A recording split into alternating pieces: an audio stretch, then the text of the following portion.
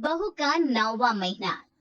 सुमित्रा जी की बहू रितु प्रेग्नेंट थी और अब उसकी प्रेगनेंसी का 9वां महीना चल रहा था। रितु का पति देवेश उसका काफी अच्छे से ख्याल रखता था, लेकिन प्रेगनेंसी अपने आप में ही एक अलग ही वक्त होता है जब एक औरत कई तरह के बदलावों से गुजरती है। शरीर के साथ साथ उसके अंदर बहुत सारे इमोशनल चेंजेस भी आते हैं और रितु इन सब चीजों से गुजर रही थी। इसीलिए कई बार वो बहुत परेशान हो जाती थी। उसे बार बार बहुत मुश्किलों का सामना करना पड़ रहा था। एक दिन अचानक शाम के वक्त रितु जोर जोर से रोने लगी। अरे रितु बेटा, क्या हुआ? तुम रो क्यों रही हो? नहीं मम्मी जी, बस बहुत परेशान हो रही हूँ मैं। हाँ हाँ बेटा, वो तो मुझे भी दिख रहा है, तभी तो रो रही हो तुम। लेकिन परेशानी के पीछे की वजह तो बताओ, आखिर बात क्या है? किसी ने कुछ कहा क्या तुमसे? नहीं मम्मी जी, किसी ने कुछ भी नहीं कहा, बस ऐसे ही मेरा मन कर रहा है रोने का। अरे बेटा, ये क्या बात हुई? रोने का मन कर रहा है? अरे तुम माँ बनने वाली हो, अगर इस तरह रहोगी ना तो बच्चा भी रोने वाले नेचर का पैदा होगा। तो फिर मैं क्या करूं मम्मी जी? मुझे बता अपने दिल की बात, मेरे साथ शेयर कर कि क्या परेशानी है। वो क्या है ना मम्मी जी, मैं अपने पेट की तरफ देखती हूँ ना तो अजीब सी घबराहट होती है। अरे लेकिन बेटा, तुम्हारे पेट में तो तुम्हारा आने वाला बच्चा है, इसे देखकर तुम्हें खुश होना चाहिए। मम्मी जी वो क्या है ना, मेरा पेट इतना बड़ा हो गया है, शरीर की हालत ऐसी हो गई है तो सोच सोच कर डर लगता है कि मैं कभी फिर से पहले जैसे स्लिम और ब्यूटीफुल हो पाऊंगी क्या। अरे बेटा, ये तो कुछ दिनों की बात है, सब कुछ बिल्कुल पहले जैसा हो जाएगा। कुछ दिनों के बाद तुम्हें चिंता करने की कोई जरूरत नहीं होगी। रितु, क्या हुआ? तुम बार बार करवटें क्यों बदल रही हो? रात के 2 बज रहे हैं, सो जाओ ना अब। देवेश, नींद नहीं आ रही है, मैं ठीक से सो नहीं पा रही हूँ। अरे ये क्या, तुम तो उठकर बैठ गई। इस तरह बैठे बैठे पूरी रात बिताओगी क्या? क्या करूं देवेश, पेट की वजह से जैसे ही लेटती हूँ अजीब सा लगने लगता है, ठीक से सो भी नहीं पाती। तुम एक काम करो, अपने पेट के बगल में एक तकिया लगा लो, तुम्हें ठीक से नींद आ जाएगी। वो भी करके देख लिया, अब तो लगता है जब तक बच्चे इस दुनिया में नहीं आएगा मैं ठीक से सो भी नहीं पाऊंगी। रितु, बच्चा आने के बाद कौन सा चैन की नींद सो पाओगी? कम से कम अब तो आराम कर लो। तुम सो जाओ दिविश, मैं बैठे बैठे ही अपनी नींद निकाल लूंगी। और फिर कुछ दिन के बाद सुमित्रा जी के घर पर कुछ परिचित लोग मिलने के लिए आते हैं। मम्मी जी, आप उन लोगों के साथ बैठकर बातें करिए, मैं सबके लिए चाय बना देती हूँ। अरे नहीं नहीं बेटा, मैं कर लूंगी, अभी तुम्हारी तबीयत ठीक नहीं है, तुम आराम करो। अरे मम्मी, घर के छोटे मोटे काम तो मैं करती हूँ ना, चाय बनाने में कैसी प्रॉब्लम? अच्छा ठीक है, अगर कोई परेशानी नहीं है तो बना दो चाय।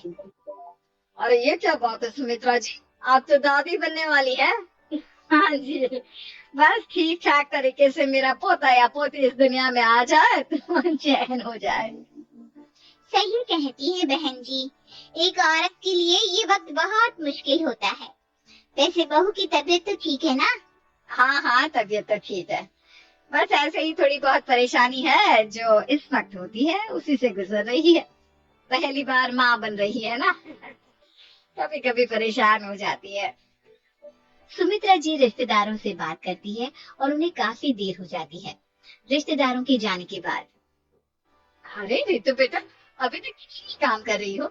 मैंने तुम्हें मना किया था ना, इतनी देर खड़े रहने की क्या जरूरत थी? मम्मी जी वो मुझे लगा रात के खाने में देर हो जाएगी, इसलिए मैं साफ उधर बिजी थी तो मैं खाना बनाने लग गई थी। अरे बेटा, तुम तो बिल्कुल कुछ भी नहीं समझती, अपने पैरों की हालत तो देखो। हाँ मम्मी जी, मुझे भी ना पैरों में बहुत भारीपन लग रहा है। ये भारीपन नहीं है, ज्यादा देर खड़े रहने की वजह से तुम्हारे पैरों में सूजन आ गई है। आप कमरे में जाकर आराम करो, चलो। और सुनो, अपने पैरों के नीचे ना तकिया लगा लेना, सर के नीचे मत लगाना, ठीक? अपने कमरे में जाने के बाद, यार ये प्रेगनेंसी भी कितनी अजीब चीज है, कभी रोने का मन करता है, कभी हंसने का। घर में सब मुझे बहुत प्यार करते हैं, लेकिन प्रेगनेंसी की जो प्रॉब्लम्स मैं फेस कर रही हूँ वो मैं किसी को नहीं समझा सकती। ठीक होगा। और फिर एक रात अचानक रितु नींद में उठकर बैठ जाती है और अपने पूरे शरीर पर खुजली करने लगती है। देवेश की आंख खुलती है और वो रितु को इस तरह खुजली करते हुए देखता है। क्या हुआ रितु, तुम ठीक तो हो ना? पता नहीं क्यों देवेश, लेकिन अचानक से पूरे शरीर में खुजली हो रही है। दिखाओ जरा मुझे। अरे लेकिन तुम्हारे शरीर पर तो कोई मच्छर के काटने की या किसी तरह के रैशेस भी नहीं है, फिर खुजली क्यों हो रही है? लगता है ये भी प्रेगनेंसी की कोई नई प्रॉब्लम है। अरे अरे परेशान मत हो, मैं मम्मी को बुला कर लाता हूँ। सुमित्रा जी के आने के बाद, अरे क्या बात है बेटा, इस पर क्यों खुजली कर रही हो? अचानक क्या हो गया तुम्हें? मम्मी जी ऐसा लग रहा है जैसे सर की साइड से पूरे बदन में मच्छरों ने काट लिया। अरे लेकिन इसमें रोने की क्या बात है, छोटा सब ठीक हो जाएगा। हाँ? मैं बहुत परेशान हो गई हूँ, बस अब जल्दी से बच्चा इस दुनिया में आ जाना चाहिए ताकि मुझे इन सारी प्रॉब्लम से मुक्ति मिले। ऐसा नहीं कहते रितु, माँ बनना तो दुनिया की सबसे बड़ी खुशखबरी है और ये सारी परेशानियां तो सबके साथ होती है। जानती हूँ, लेकिन फिर मैं क्या करूँ?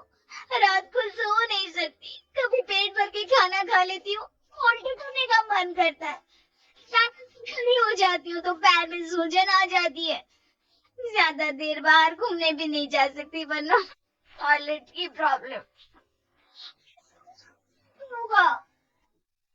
कुछ दिन और बीत गए और अब तक रितु का 9वां महीना खत्म होने का वक्त आ गया था। अब हर दिन रितु बस यही सोचती थी कि उसका बच्चा इस दुनिया में आने वाला है। हाँ, वो बात अलग थी कि वो कई तरह की इमोशनल चेंजेस से गुजर रही थी और फिर एक दिन अचानक, देवेश मुझे ना चाउमीन खाने का मन कर रहा है।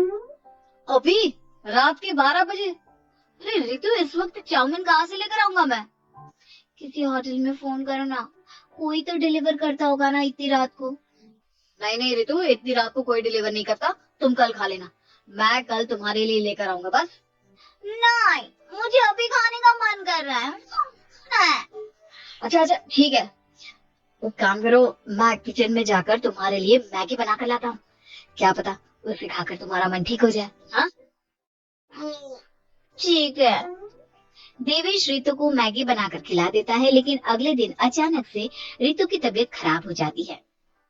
क्या हुआ है बहू को? बेटा तूने कुछ उल्टा सीधा तो नहीं खा लिया ना? मम्मी वो कल आधी रात को चाउमीन खाने की बात कर रही थी तो मैंने इसे मैगी बनाकर खिला दी। अरे लेकिन एक बार मुझसे तो पूछ लेता, इसी वजह से उसे अजीब सा लग रहा है। कोई बात नहीं, वैसे भी बच्चा आने का वक्त पास आ गया है ना, इसलिए ये सब चीजें हो रही है। मेरे पेट में बहुत दर्द हो रहा है, जब से मैगी खाई है तब से पता नहीं क्या हो गया। अरे कुछ नहीं हुआ बेटा, बस कुछ दिन की बात और है, परेशान मत हो। चल हम तुम्हें डॉक्टर के पास ले चलते हैं। हॉस्पिटल जाने के बाद, डॉक्टर साहब मेरी बहू की तबीयत ठीक तो है ना? हाँ वैसे तो सब कुछ ठीक लगता है, डाइजेशन का प्रॉब्लम हो गया है, ऐसे वक्त में हो जाता है। प्रेगनेंसी की वजह से पेट के ऊपर बहुत प्रेशर आ जाता है, इसलिए डाइजेशन थोड़ा वीक हो जाता है, और उन्होंने रात के वक्त मैगी खा ली, इसलिए उनको ये प्रॉब्लम हो गया। डरने वाली कोई बात नहीं है। थैंक यू डॉक्टर साहब, अब हम इसका ध्यान रखेंगे। लेकिन अब रितु की डिलीवरी का वक्त पास आ गया है, आपको उनका पहले से भी ज्यादा ध्यान रखना होगा। मैंने चेकअप कर लिया है, 1 सप्ताह के अंदर रितु की डिलीवरी होने के पूरे चांस है। एक दिन अचानक किचन में काम करते करते रितु के पेट में बहुत तेज दर्द होने लगता है।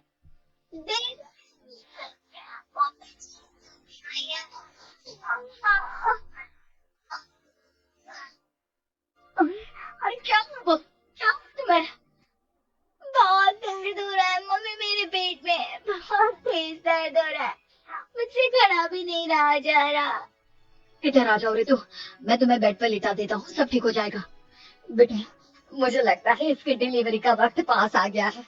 अब हमें रितु को हॉस्पिटल ले जाना होगा। वैसे भी डॉक्टर ने कहा था कि 1 सप्ताह के अंदर डिलीवरी कभी भी हो सकती है। मुझे बहुत दर्द हो रहा है, ऐसा लग रहा है जैसे मैं मर जाऊंगी। प्लीज मुझे बचा लो देवेश। अरे रितु, घबराओ मत, ऐसा कुछ नहीं होगा। हॉस्पिटल पहुंचने के बाद आप जल्दी से रितु को एडमिट करवा दीजिए और आप लोग बाहर वेट करिए। नहीं, मुझे बहुत दर्द हो रहा है। रितु, समझने की कोशिश करो, सब कुछ ठीक हो जाएगा। रितु को लेबर पेन शुरू हो गया था और वो काफी तकलीफ से गुजर रही थी। एक बच्चे को जन्म देते समय औरत जिस तकलीफ से गुजरती है उसे सिर्फ वही समझ सकती है। रितु की तकलीफ को देखकर देवेश भी काफी इमोशनल हो गया था। रितु को इस तरह चीखते देखकर उसे बहुत दुख हो रहा था, लेकिन आधे घंटे के बाद जब डॉक्टर अपने हाथ में रितु और देवेश की छोटी सी बच्ची को लेकर आया तो रितु के चेहरे पर स्माइल आ गई। रितु, ये देखो, तुम्हारी और मेरी नन्ही सी बेटी। ये तो एकदम परी की तरह दिखती है। दिखेगी क्यों नहीं, एकदम तुम पर गई है ना, इसलिए। लेकिन मम्मी, उसकी नाक तो मेरे जैसी है। अच्छा ठीक है, नाक तुम रख लो, बाकी सब मेरे जैसा। देखा रितु, तुमने कितनी तकलीफ सही, लेकिन उस तकलीफ के बदले तुम्हें भगवान ने ये छोटी सी परी दे दी। और ऐसा सब औरतों के साथ होता है। तुमने बहुत हिम्मत रखी है बेटा, और इसका नतीजा आज हमारे सामने है।